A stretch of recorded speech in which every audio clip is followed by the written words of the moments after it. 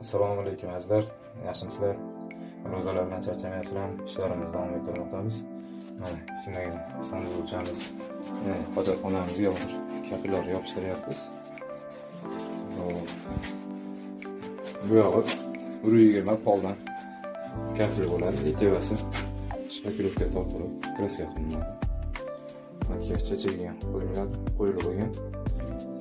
Rakvina qo'yiladi malikka. İşlerimizi ko'rsataylik. Qo'llarga sizlarga mana shoklarimiz holatini ko'ryapsizlar. Bu yaqinlashtirgan holatini ko'radigan hozir.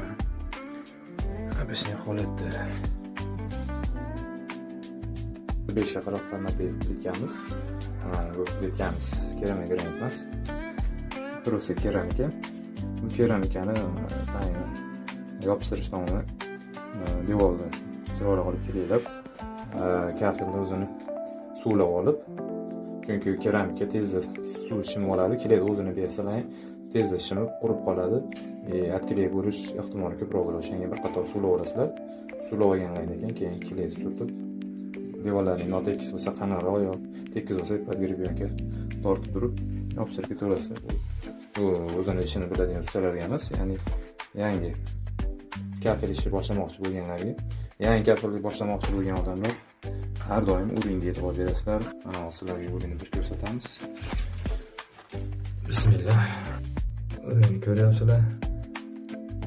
Toza narsaga e'tibor berasizlar. Shamlarni tekizlik.